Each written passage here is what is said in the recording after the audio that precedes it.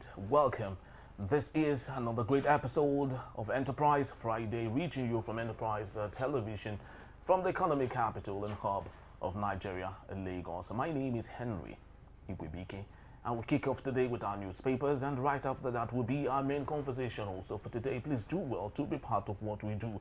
Have a say in what we say. You can always find and reach us at enterprisetvnews.com. You may equally like, comment, and follow us on all our social media platforms right here at Enterprise TV7. We're very so honored to have with us right here in our studios Ikechukwu Amaichi. He is the managing director, editor-in-chief of The Niche on Sunday newspaper. Thank you so very much, sir, for being here. My pleasure, Henry. How are you? Fine, thank you. It's been a while. The last time we had you on right here was close to a year or more. Yeah, more than that. More than that. Yeah, thank you. Yeah, you are still in your former office. Yes, there. exactly. At the former studio that we had. Thank you so very much also for making this time out to be with us. So let's kickstart this morning, ladies and gentlemen, with the first daily on our desk. But this time, let's take it beyond the shores of Nigeria. And this is because the story we have concern us as a people and Nigerians, and it's coming from the GhanaWeb.com, where we have it that the Ga Traditional Council has issued a statement disassociating itself from the activities of one Eze, Dr. Chukwudi Jude Ihenetu, who is alleged to have been parading himself as the king of the Igbo community in Ghana. In a press release signed by Evelyn Emewetso, a registrar of the Ga Traditional Council, on behalf of the president following an emergency meeting, under the leadership of the king, they said that the community does not recognize or affiliate itself with the traditional activities of Dr. Chukwudi. So I'd love you to speak on this particular matter. It's been brewing for quite some time now. We've seen what I would call the xenophobic activities of Ghanaians or Nigerians, looting some of their properties and destroying some when they have the opportunity. What's your stance on this particular matter? It's unfortunate, of course, considering the relationship between Ghana and Nigeria. Those people are brothers in the real sense of the word, and we've come a long way. The history of Nigeria is almost intertwined with the history of Ghana, and we were colonized by the same British colonial masters, and we share a lot in common. So if we are now talking about xenophobic attacks against Nigerians in Ghana, it is no longer South Africa, it is now Ghana. I think that is unfortunate. But that said, again, on the issue of Ezendibo in Ghana, I think we need to do something about this craze now for title, about this craze for it is the same thing that is causing problems in Nigeria and all that. Some people are going to hide behind the issue of it is against our tradition, particularly in Africa, where people tend to cling to their traditions, whether they believe in it or not, to launch these xenophobic attacks. But I think as a people also, we need to be more conscious of the sensibilities of the people we live in their lands. Okay, talking about the host community now, Yes, isn't it? Yeah. But what do you have to say about, because we've seen other cultures like the Chinese, wherever they find themselves, they build a little community and they call it Chinatown. In Lagos, we have it by Olushosu. You see the red buildings there, built with the architecture of the Chinese people, even painted in red color, which symbolizes the color of China. Is there anything wrong, really, for people from a particular demography to come to a place and say, we want to build a community and call it our own? Is there anything wrong with it, in the real sense of it? There may not. But again, like I said, you need to identify with the sensibilities of your host in the community. If they say they don't want it, why not? Now it has led to xenophobic attacks. Who is going to speak for them? Of course, the Nigerian government won't lift a finger. Very true. So who is going to speak for them? So we need to be more conscious of what we do, where we do it. And it's a different thing if you are living in America and you are answering Ezendibo in America. Okay. They don't care because that is not in their tradition. They don't have kings and queens and all that. So it might not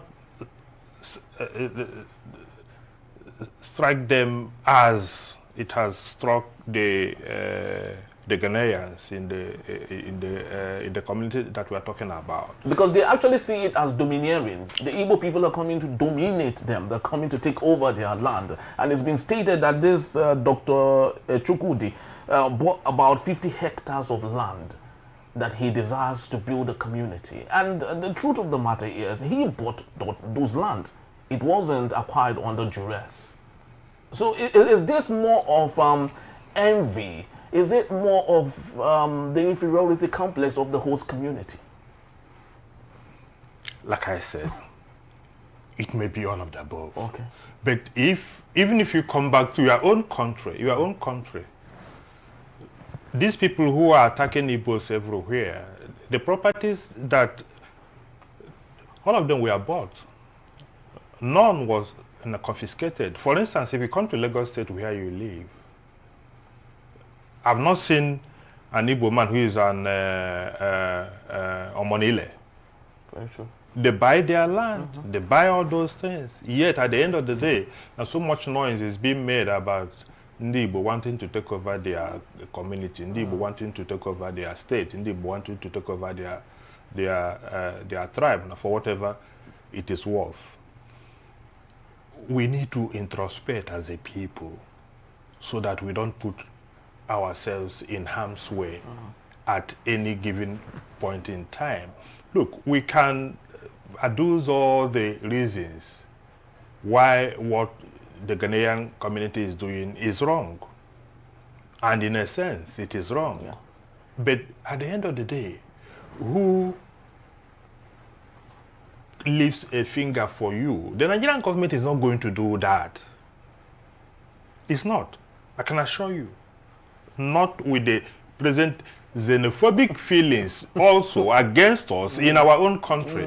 They're not going to lift a finger for you in Ghana. So you better advise yourself and don't do those things that will put you in harm's way. That's all I'm saying. Very true. So very true, because I truly believe that it is our responsibility to respect the host community, respect their tradition, respect their culture, respect their ways of life, so we can live in harmony. Just like our guest here did say, we have so much in common with Ghana, and I think this is the best time for us to live as one and be brothers. Now let's come back home to the Punch newspaper this morning. Big story: shocking surge, electricity subsidy jumps 220% to 2 trillion naira. And on the top strip here, we have federal government by Kutney resume talks on Lagos Airport mega project. And also we have interesting stories like still on the top strip of the same newspaper. ADC Kickstart 2027 manifesto drive. Mr. Amici, let's talk about this. First, what do you think about the coalition? The manifesto drive is ongoing. Do you really think it will cut across the minds of Nigerians? What do they mean by manifesto drive? Manifesto drive, reorienting the people, letting them know what their principles, their mission, their vision is, so they can, of course, bring them together under the same roof. Well, if that's what they are doing, that's good, because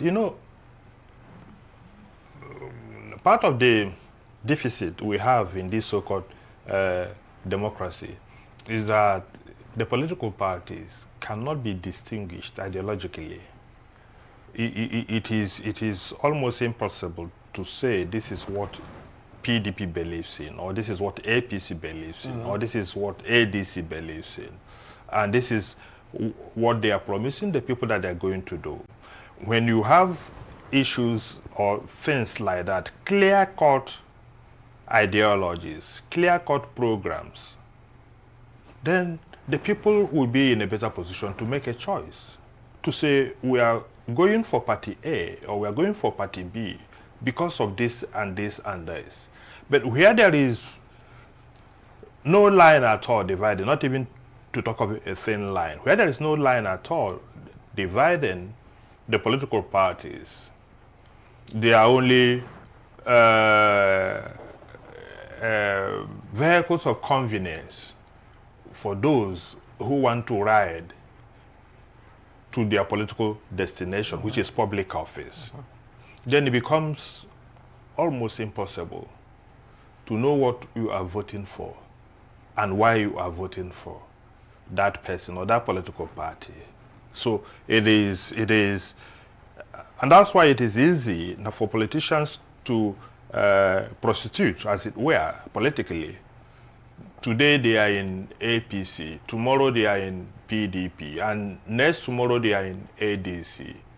So, and you ask yourself, what is the difference between one political party and the other? If it is easy for political parties to, or for politicians to just change political parties as if they are changing the clothes they wear. But is it possible to possibly blame the electorate here? Because just like you rightly said, political parties in Nigeria are not akin to ideology. Is it possible to say the electorate themselves are equally not so perturbed about ideology, and therefore action meets reaction? Our politicians do not care, creating ideology which of course they feel does not even meet the demands or the yearnings of Nigerians?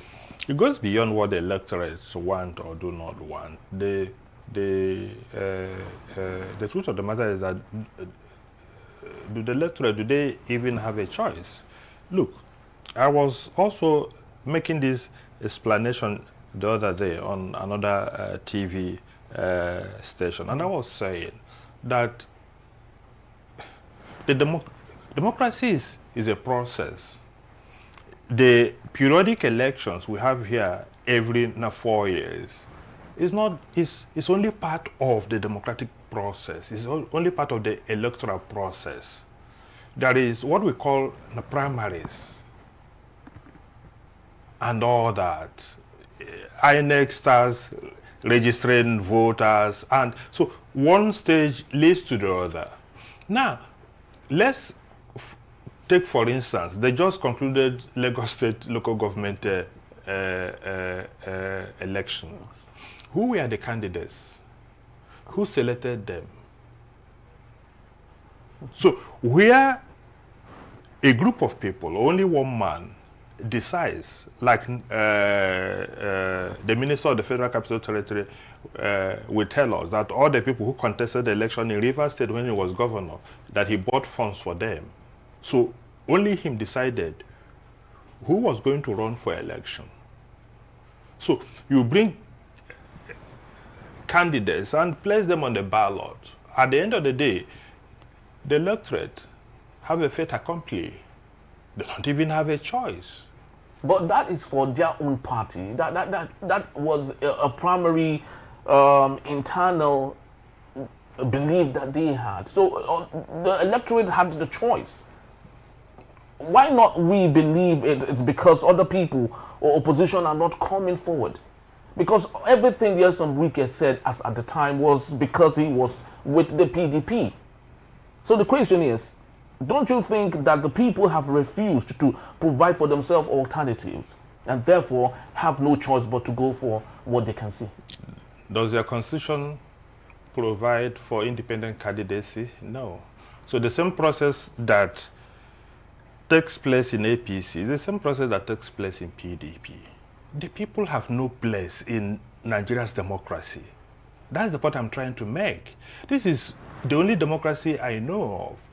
Democracy is defined in the classic definition of one-time American president, Abraham Lincoln, as the government of the people, by the people, for the people. In other words, for any system to be called a democratic system, it must revolve around the people. The people must have a say in who governs them. Today in Nigeria, do your votes count? So, look, my brother, there are so many issues to deal with when it comes to this so-called democracy we claim, we practice, or we claim we have in this country. So it is not as simple as that. The people are crying of low voter turnout in the local government election in Lagos, and I am saying it's going to be worse in 2027. For the general election? For the general election. In 2023, I think it was about 30-something% that came out to vote. So of the 97 million registered voters, only about 23 million voted. It will be worse in 2027 because, and like I also said, Ikechukwu Mechi won't go out to vote in 2027. Why, if I might ask? Because of what happened in 2023. Because my vote will not count. And there is nothing to show me that there's going to be anything different in 2027. Look at what happened in Edo. So that if you even say that what happened in 2023 was that it was a mistake. Yes. All the subsequent elections, the standalone elections, since then, what has changed? What changed in Edo? How is it that people... Look, a friend of mine who lives in Abuja told me of the experience that his son had in the 2023 presidential election. The guy had just now come of age. There's a university student. That was the first time he was going to vote in his life. And he was so enthusiastic about going there to vote. Yeah. He said the guy voted in an estate where apparently a minister of the Buhari government then lived. And, you know, he said that they waited and waited and waited, and 5 o'clock, the guy was not back. They called him, and he said that they were still waiting to vote. The minister came out to do, they chased him away, and the people stood there. And he said, in fact, by 1 a.m. or 2 a.m., that himself and the wife had to prepare food, drove in 2 cars, went to that place, and the guy said, look, that they should go. So they dropped one of the cars now for him. The young man? Yes, now the young man. Yeah. And he was there, they counted the votes, and the person he voted for, and who apparently almost 90% of the people at that polling booth rooted for, carried the day. Yes. So the guy was happy, came back. Then when the result was announced, it was flipped.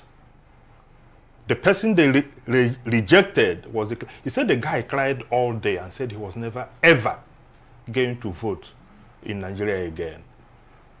And a lot of people came to that inevitable decision that, look, Henry, what is it worth that you go out there under the sun, under the rain, inclement weather, and you say you are exercising your franchise, the right to decide who superintends over the affairs of your country. At the end of the day,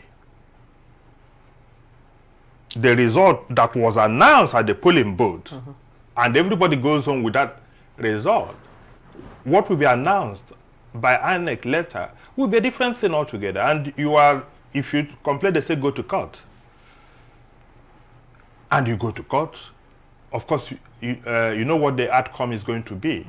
So, look, we deceive ourselves unless we make up our minds. And I have said this before, that it will get to a stage where that election must be won and lost at that polling booth, even if it means, because look, these guys are deploying violence to get what they want, and the only way to stop them is to prove to them that you also have the capacity. But don't you think that will be all around a chaos, which of course doesn't defeat the essence of democracy? That is what they want.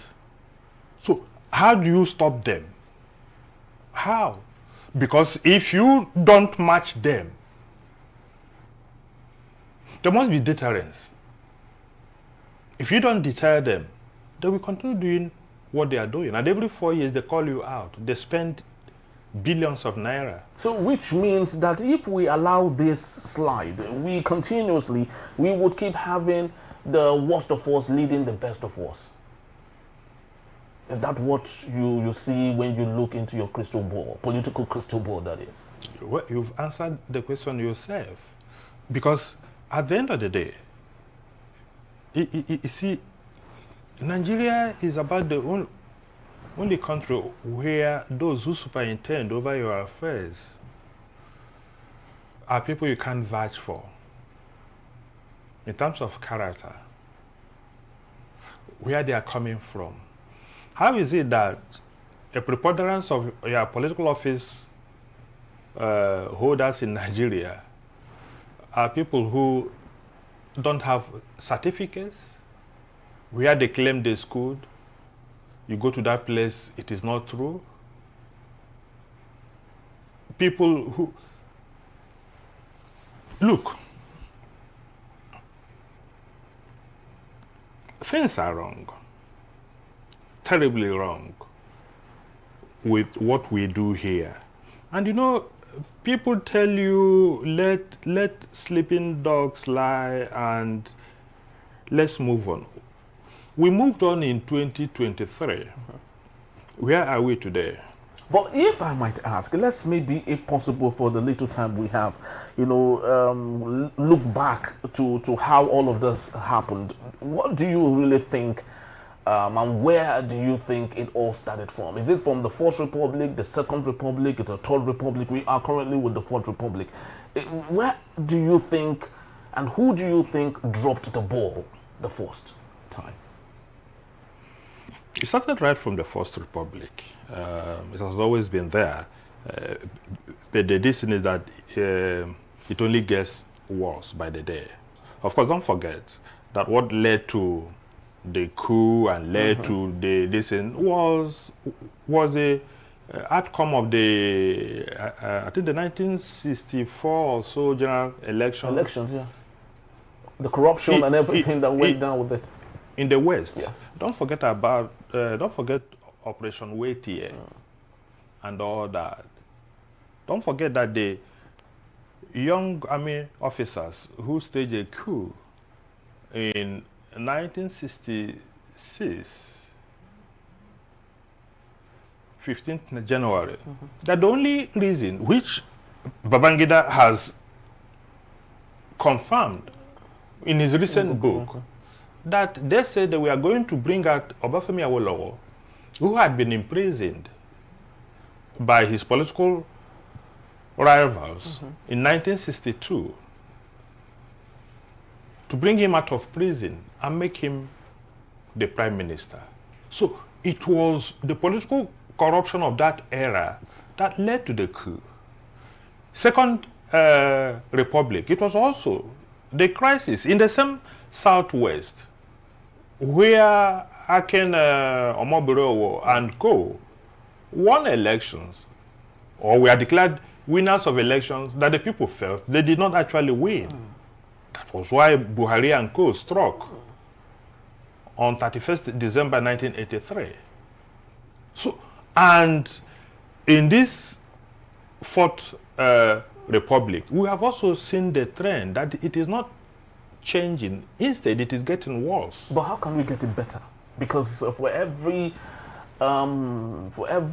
bad situation, there's always an antidote. There's that little antivirus that can cure it. So what do you think can make it better? The people saying enough is enough, even if it means fighting for what you believe in.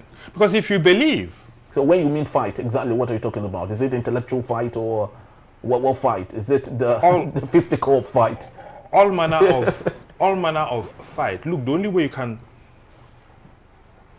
stop somebody that is bullying you is to confront the bully. If you run away, he will continue. But the very moment you stand up to a bully, he stops. So Nigerians need to stand up to those who are bullying them. Yeah. Because look, it's not about prayers. You can't continue praying. Because if anybody who thinks that those who are doing this will change, all of a sudden say, okay, we've had enough, and therefore let's do what is right. The person is living in a fool's paradise. It's not going to happen. Never. So you must be able to confront them, and they see there is enough capacity. You must resist them. If you don't resist them, they will continue. And they don't owe you any apologies for what they are doing. For them, that is the hallmark of political dexterity. They are the masters of the game. So, look at what happened in Rivers State in 2023, and for crying out loud, where people were literally stopped from voting. Yes. Where elections that were won by other people was literally given to others. Given to others.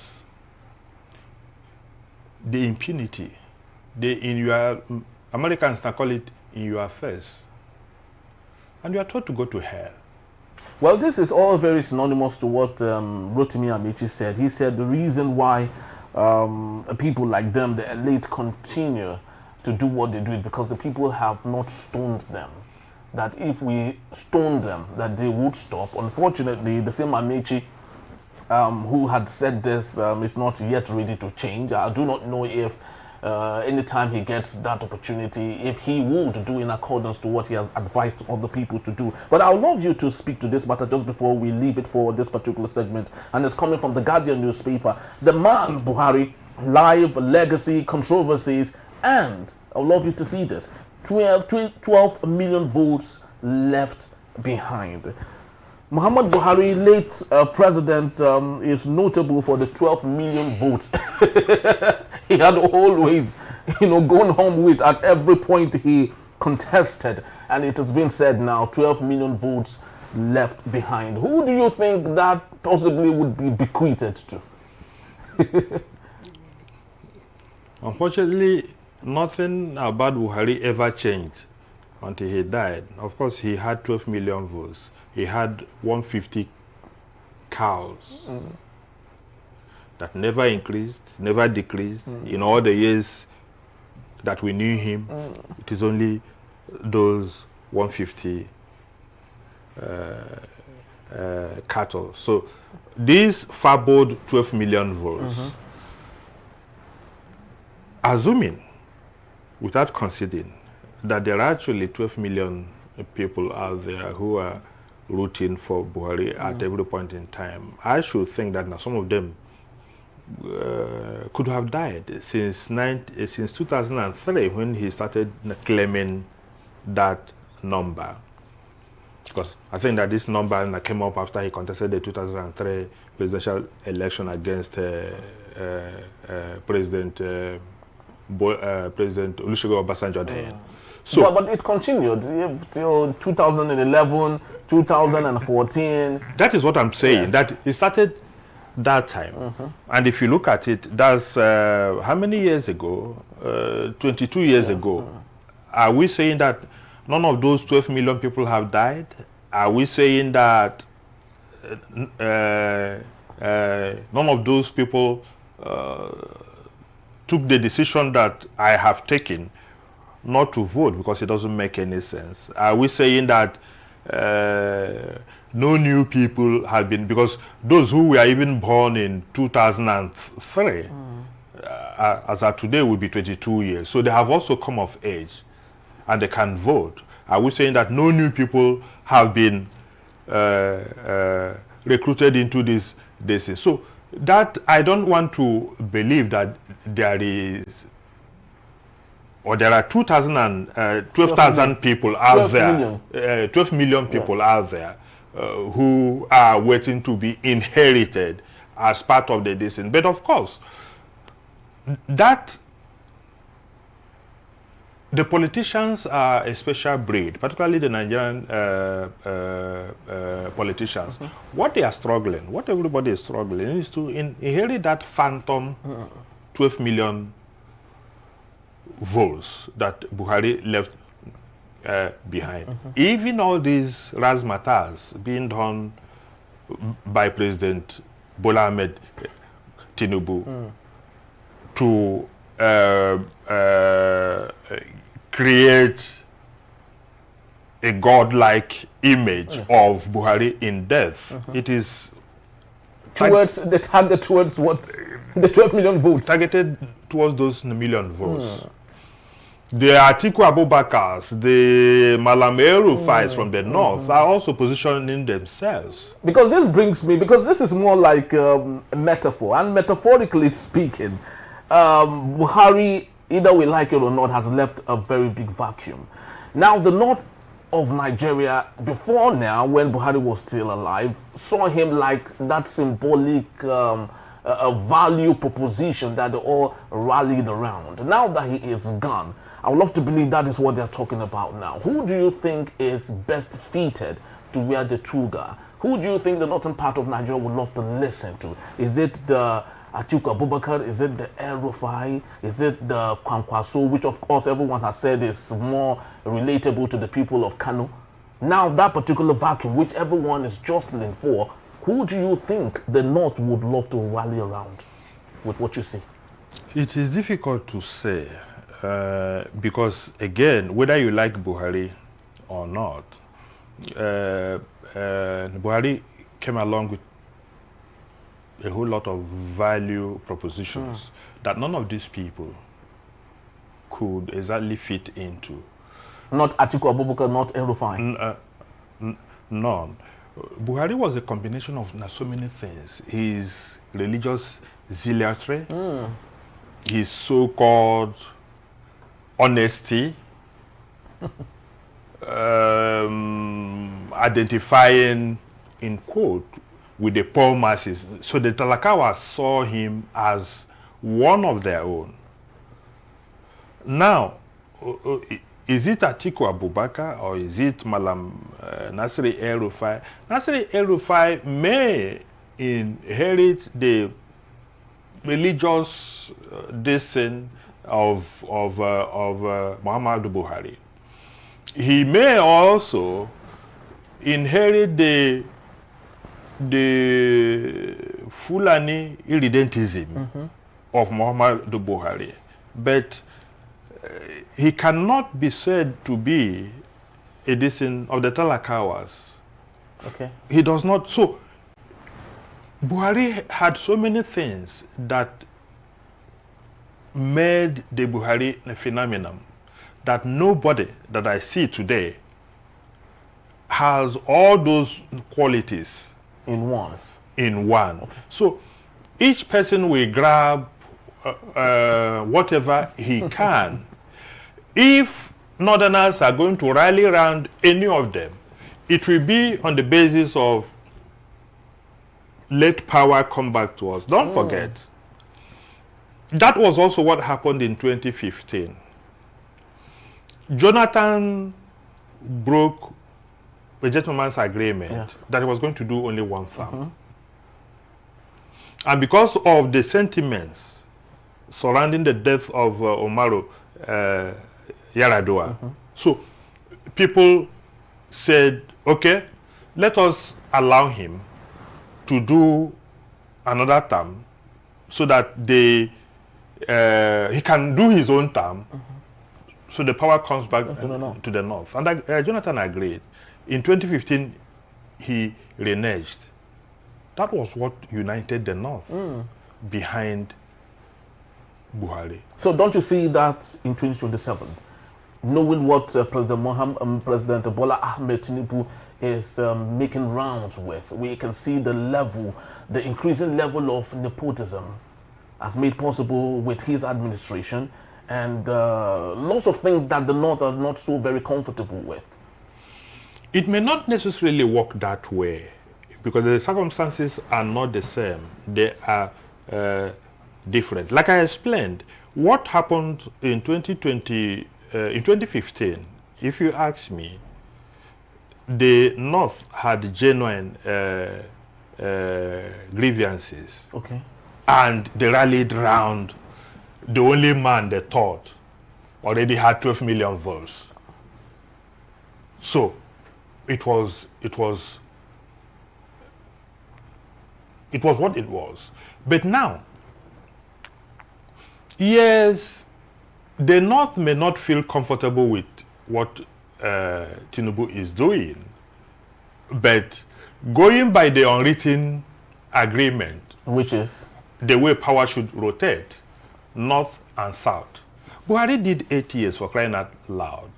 So the South should do 8 years. Yes, the South should do eight years, agreed, but what the opposition is basically trying to do is possibly bring in Peter Obi to complete the 8 years and let the power come to the North. If they do that, yes, fine. But any attempt to bring a northerner, Atiku Abubakar, to run against Bola Tinubu is going to do the same magic that Jonathan's reneging on that agreement did on Buhari's acceptability. So if Atiku comes, even Southerners who don't believe in Bola Tinubu will be forced to vote for him. You think that love is there? Because numbers of it is not a question of, as I speak to you right now, I'm not comfortable with President Bola Ahmed Tinubu. Henry, it is not a question of love. Yes. In 2015, Buhari, or before 2015, Buhari was never a darling of the elite, of northern elite. They never believed in him. They never saw eye to eye with him politically. It was the Talakawas. But when Jonathan did what he did, even the northern elite rallied around Buhari. Not because they loved him, but because he became a political, they saw it as an existential threat, what Jonathan did. So the Southerners who may rally around Bola Ahmed Tinubu will not do so because now they suddenly love him. But unless there is another candidate from the South, but if it is a Bola Ahmed Tinubu and power slipping to the North, it may go the other way. It may solidify the support of Tinubu in the South rather than taking away votes now from him. I don't know who in the South. Honestly, we'll go for an Atiku Abubakar in 2027. No. I don't see it. I don't see it. So if I were Atiku Abubakar, and if they so much believe that Bola Ahmed Tinubu has done poorly in office, ADC should look for a southern presidential candidate. But if he hijacks the ticket like he did in 2023 in PDP, that may be the beginning of the end of ADC. Well, let's see how that goes, though. Atiku Abubakar is about 78. I would love to believe he feels that the time is no longer on his side, and that desperate desire of becoming the president, just like President Bola Ahmed Tinubu said, Emilokon, it's my turn, because he equally feels that time is not on his side. Eventually he got the ticket, he is our president, not doing so fantastically well according to what we see today. More Nigerians are really not comfortable with what we see right now in Nigeria. But let's see how that goes. It's a developing story right here on Enterprise Television. We promise to bring that to you. And just to let you know that Ikechukwu Amechi would be here to take calls on our main conversation. That's when we return. 151 top police officers under investigation. It's still Enterprise Friday. Please don't go anywhere.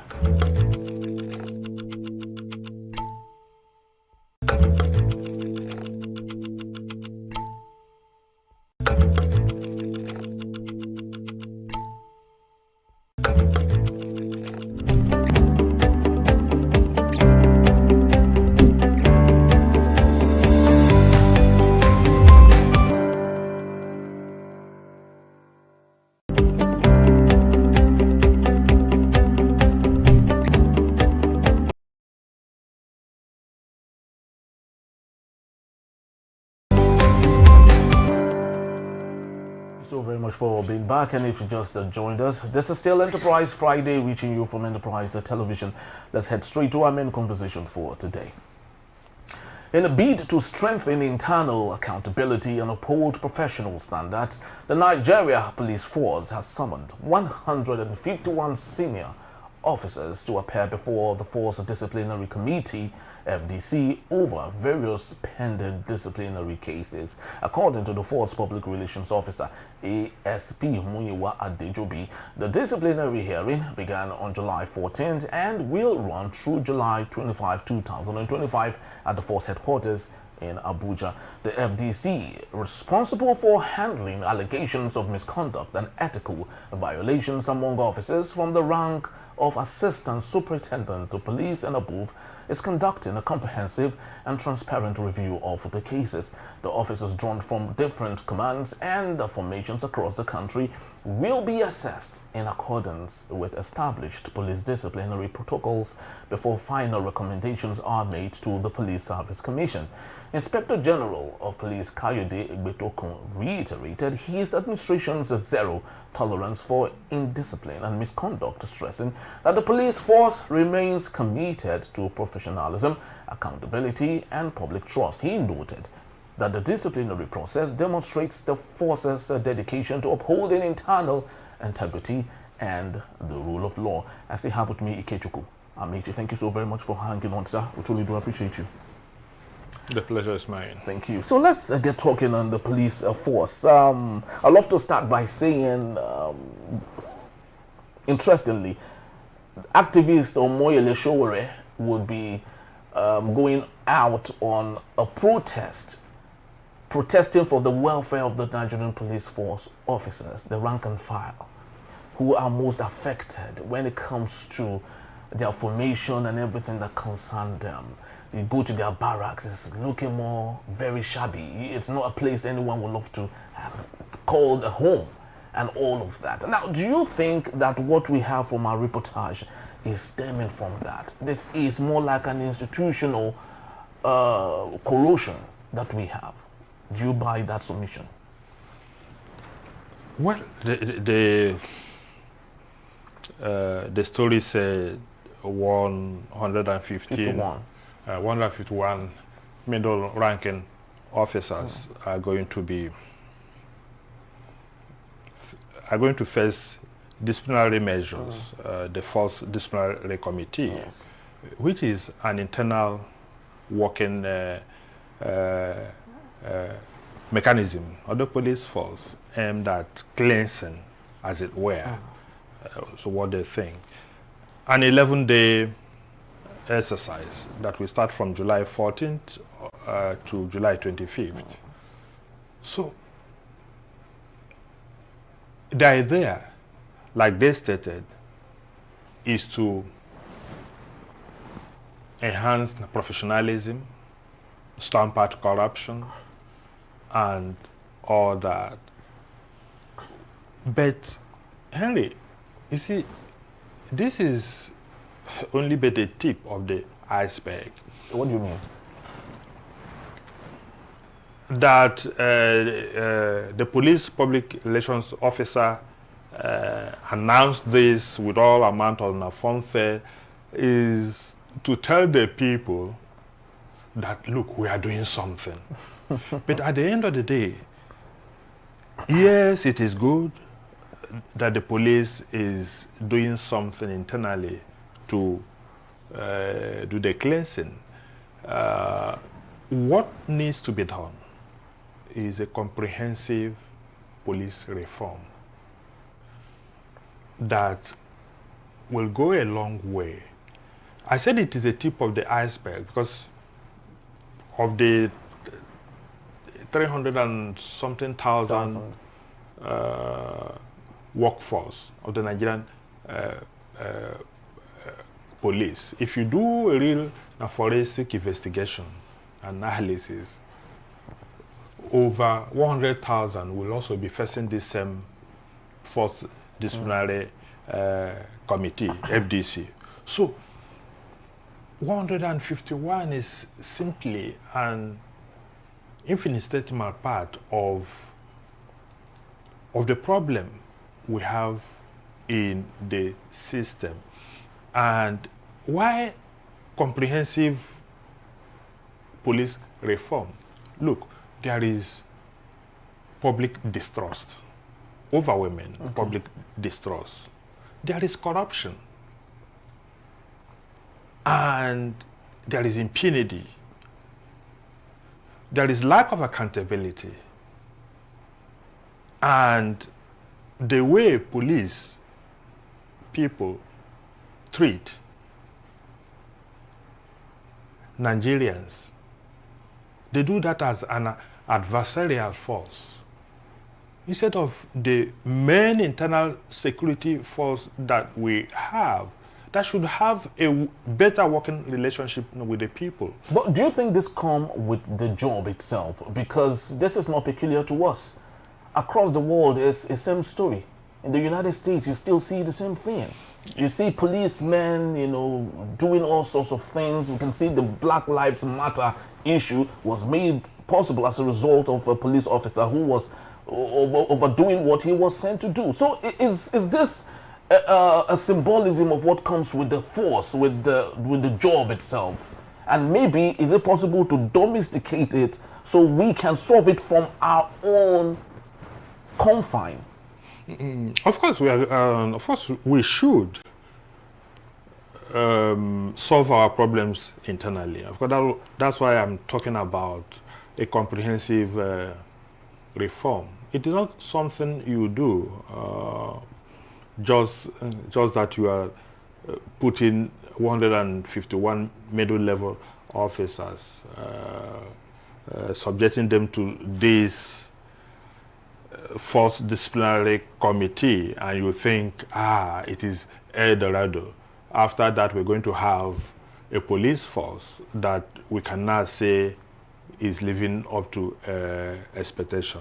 You have cited the case of the United States of America. To an extent, yes, but the issue is that they do those things only to blacks, which is still not professional.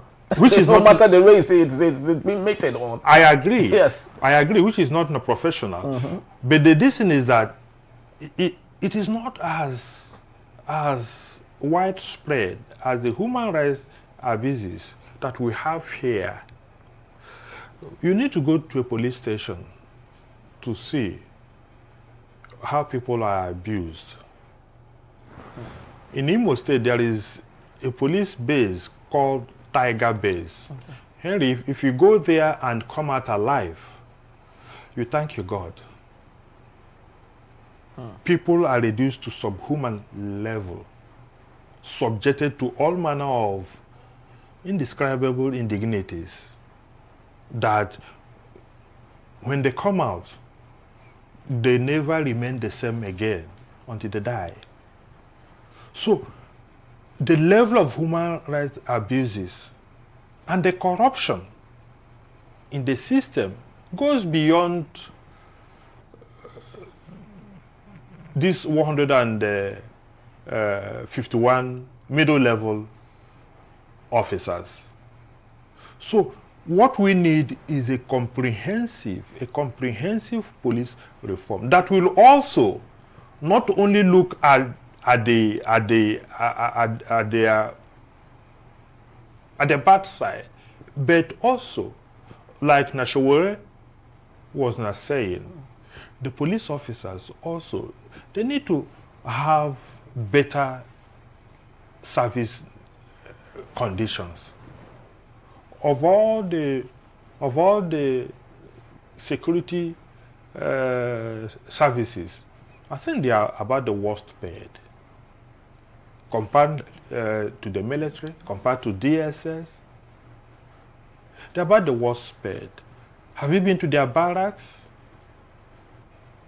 And all that. So, if you also want the best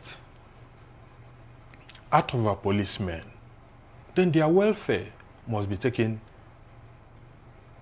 into consideration. Yeah, we understand their welfare will be taken into consideration because the data that we have in 2025 budget, they have been given 1.5 trillion naira for their upkeep, which includes the money for their paid renovation of barracks and health facilities within the barracks and all whatnot.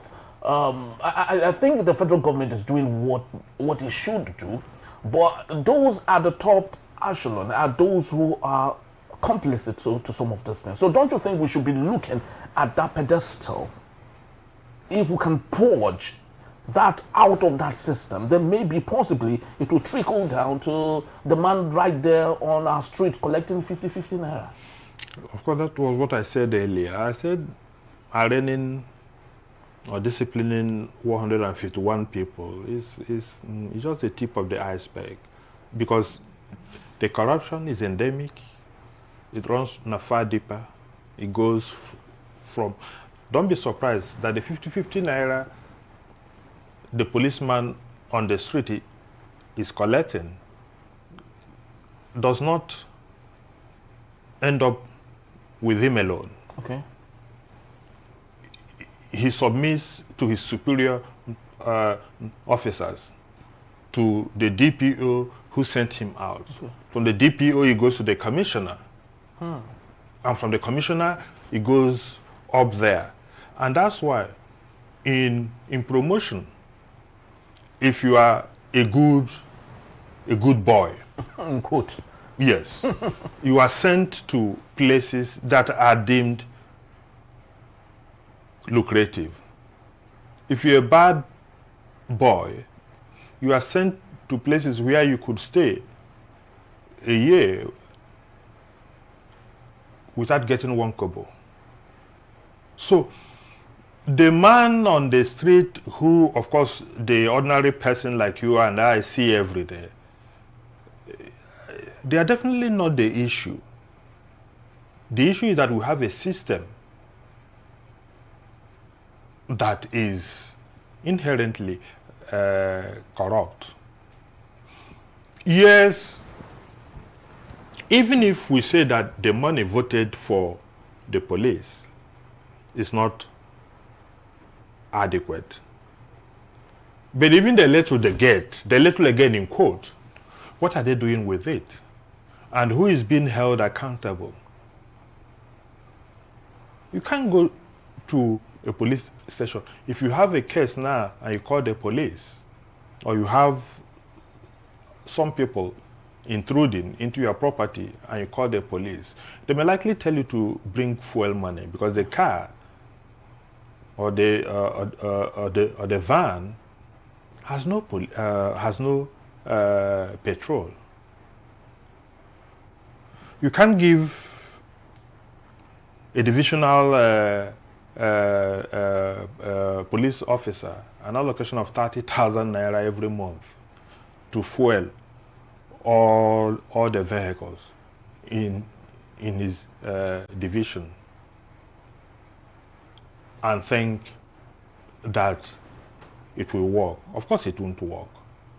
So the rot is deeper, and that is why I said what we need is a comprehensive police reform. And the comprehensive police reform will start from the head and not from the people down there. Because even if, assuming, without conceding, that these 151 people are found guilty, yes, and adequate punishment is meted out to them, what does it change? What does it change? It changes nothing. So,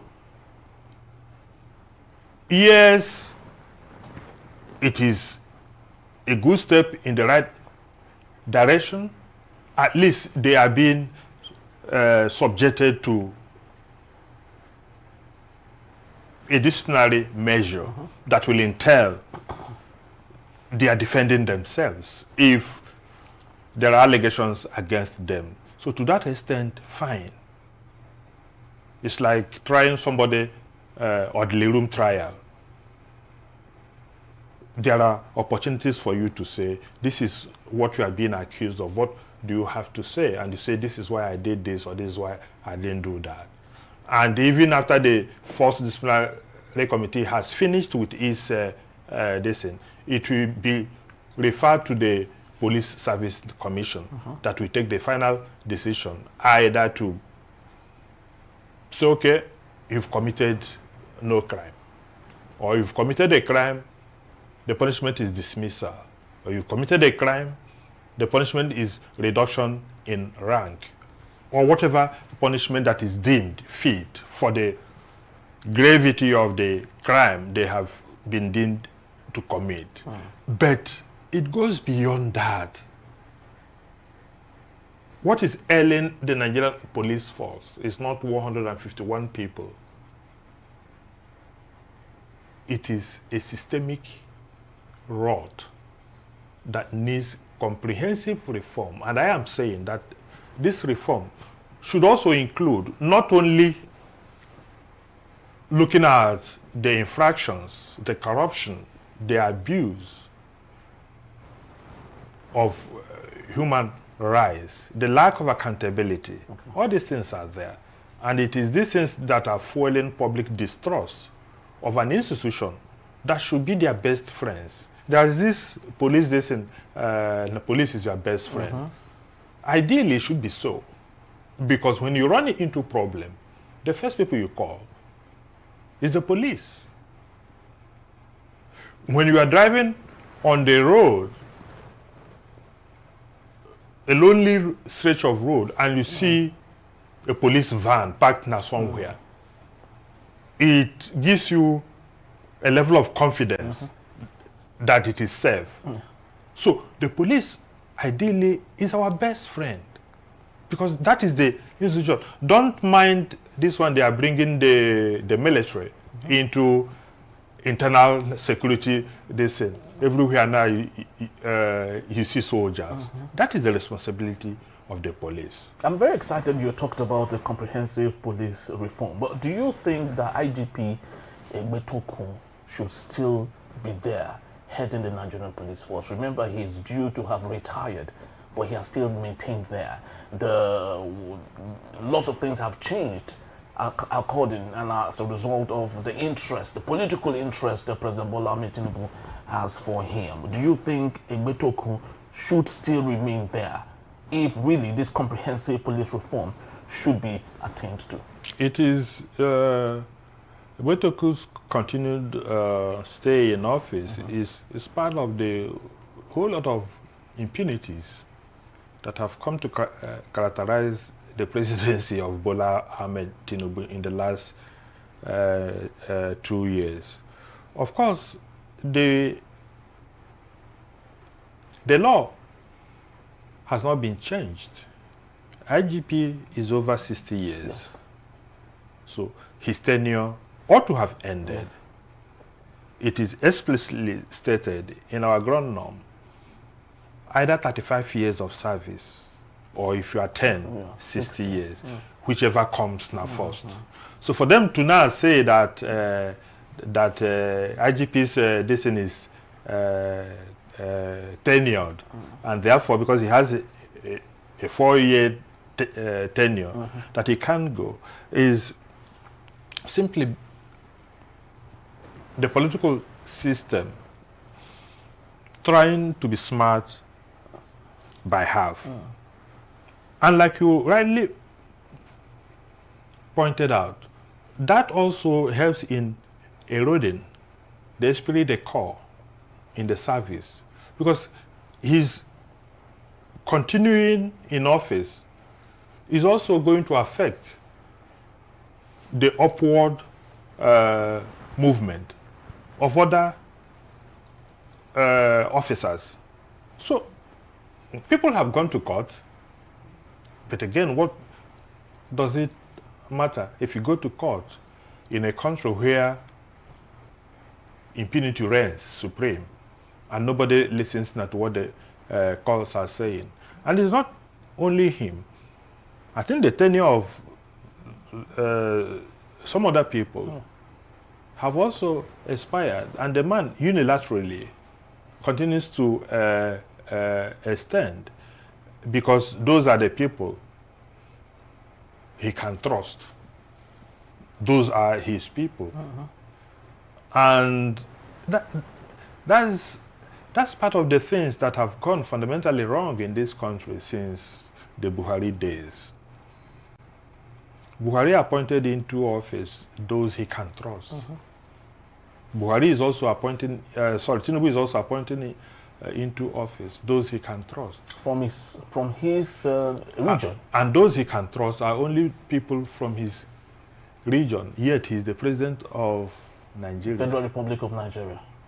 And the resources they are superintending over come from all of us, come from the entire country. The values which is authoritatively allocating, our collective values, they are not values from the Southwest, nor were they values from the North when Buhari was there. But you see, that is why it's not good to allow something bad not to fester, because Buhari did it for 8 years and got away with it. Tinubu is doing it. And how can you now say, if somebody comes up tomorrow to say, oh, no, don't do it, when Buhari did it and Tinubu did it and they got away with it? So how can you stop? So Nigeria continues going down the bad road every day because we have leaders who neither have respect for the Constitution nor the people. And if you continue to be so, if Nigerians don't stand up as a united people to say enough is enough, this is not about ethnicity, this is not about religion, this is not about creed, this is about a people and what we want. The guys who are doing this, who are riding roughshod on all of us, are not even a fraction. They are not up to 1,000 people. Yeah. In a country where we claim to have people quote every day, some say 200 million, some say, 200 million. Some say 220, some say 230. But even if we take 200 million, 1,000 people holding all of us to ransom, I don't blame them, I blame us. Very true. Now, just before we call it a quit for this particular episode, let's maybe divert a little bit to the southeast of Nigeria, looking at the security pandemic or the lack of security in the southeast of Nigeria, a very ugly situation. Now, you talked about erosion of public trust for the Nigerian police. I would love to believe in the southeast of Nigeria it has ballooned, it has increased. From my local government, Njaba local government area of Imo State, hardly you would find a personnel of the Nigerian police force anywhere. And the reason is because the community have so much exfoliated themselves from loving the Nigerian police. And that has totally affected the community, has given rise to jungle justice. People don't go to the Nigerian police force even when they have a feud or fracas with anyone. They rather love to settle it their own kind of way, and as a result of that, we see chaos, we have insecurity manifesting itself. How do you think a region, a community can solve issues like this? Knowing, of course, the challenges the Nigerian police force is still going with. It's unfortunate. Of course, what is going on in the southeast is unfortunate. And some of us started shouting when this nonsense started. Look, nobody has a right to take another person's life. That when the jungle justice started, you see a policeman, you kill him. And all that. It didn't make sense. It didn't make sense at all. No matter the level of grievance you think you have, to go after a policeman who is on the road and you gun him down, it didn't make sense. Of course, it led to a level that in fact, even if you have a case and you call the police, they won't come. They won't come. They never go close. So, what do we have on our hands? We have the typical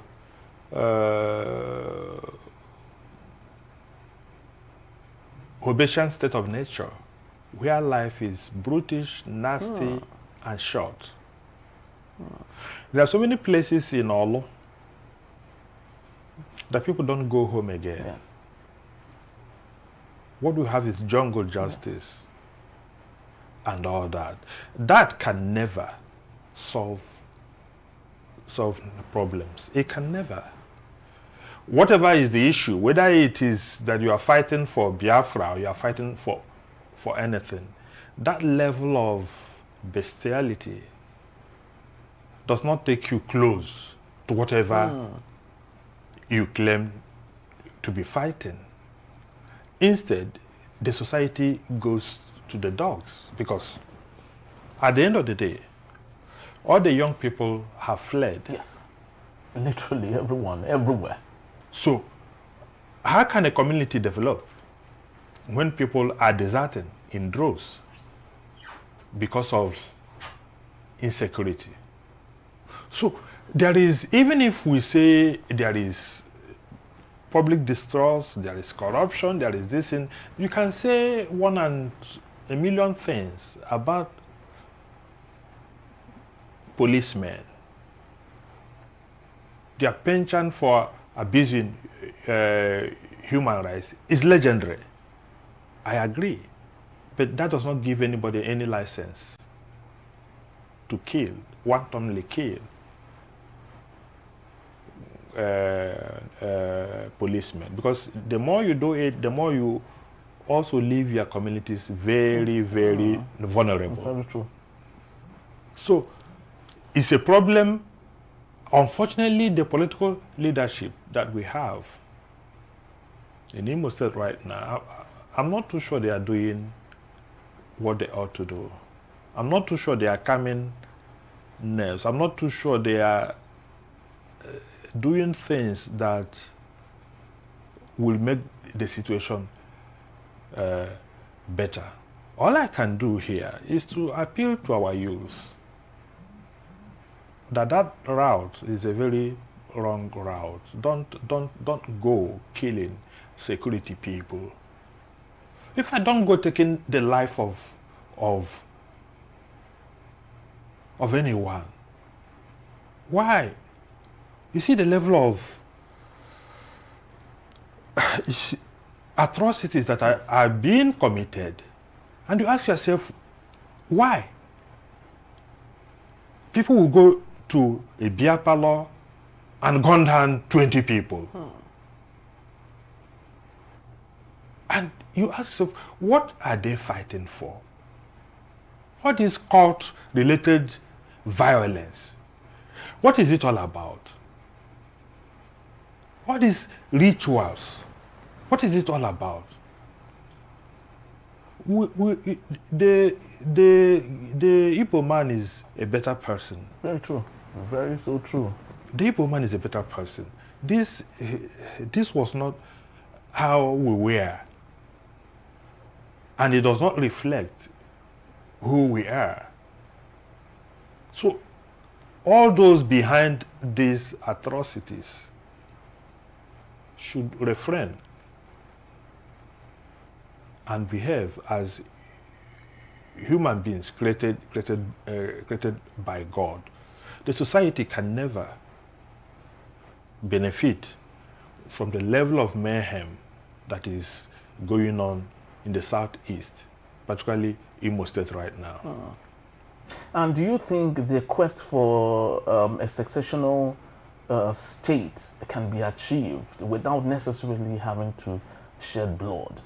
Historically, have we seen institutions, have we seen communities, have we seen countries that have gone their separate ways without spilling blood? Yes, there are some separations in history. Don't forget, I think Singapore separated from Malaysia. They didn't go to war to do that. Even when Bangladesh separated from when Pakistan separated from India, they didn't go to war to do that. Even when Bangladesh left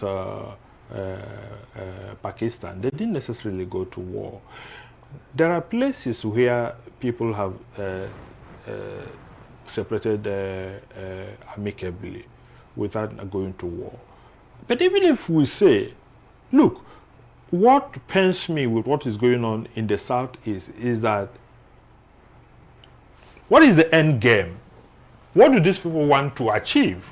Okay, you are killing. Killing who? The same people you say you want to give the freedom to. To give the freedom. Over 90% of those who are killed in the southeast are Igbos. Yes. Are Igbos.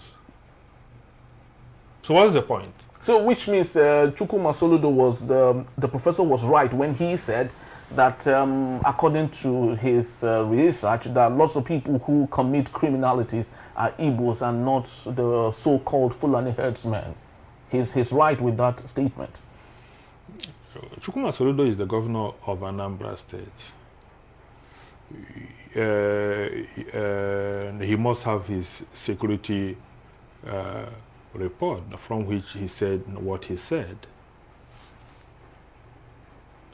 But Henry, my mother was kidnapped 4 years ago, and those who kidnapped her were not Fulani herdsmen.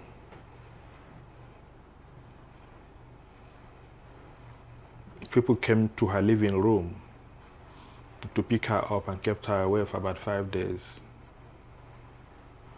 And the people who kidnapped her were not Fulani herdsmen. That's all I can say. It's actually very sad. You know, the truth of the matter is, in the southeast of Nigeria, we are not at war. But unfortunately, it seems to us that we are having a pseudo sort of war. I lost my elder brother, you know, a year before now. He reluctantly came to the village to visit our parent, and on his way going back to Owerri, the so-called unknown gunmen invaded the police station, and when they were being chased by the military, some of them escaped, and in the process, my elder brother came across them. In the course of wanting to take his car, they shot him, and that was how he died. And the truth of the matter is, those who had committed this crime are not Fulani herdsmen. They are same people fighting for whatever it is they desire for. These same people, they are killing and maiming. It's so very sad that everyone has a bitter taste of some of these things. And sometimes when we say these things, we say it from a point of emotion, because we know we are affected by some of the things happening in the southeast of Nigeria. But of course, we hope for better days. We can only get it right when the Nigerian police force do what they should do. You would agree with me. Kenya, for example, had gotten to a level where their police force is being sent to Haiti to make peace in another region, miles away from their place.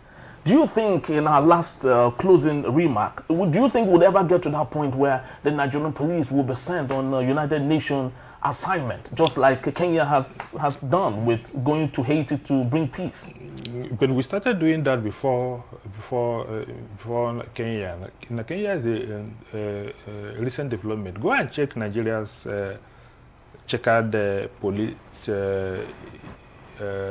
history. We've always been sent on UN assignments. In most cases, we led UN delegations for peace in so many countries, and the officers gave good account of themselves. They said so. This thing is not about the professionalism of the average Nigerian policeman.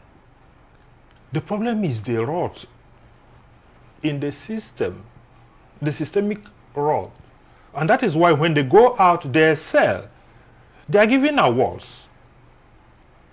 In so many countries,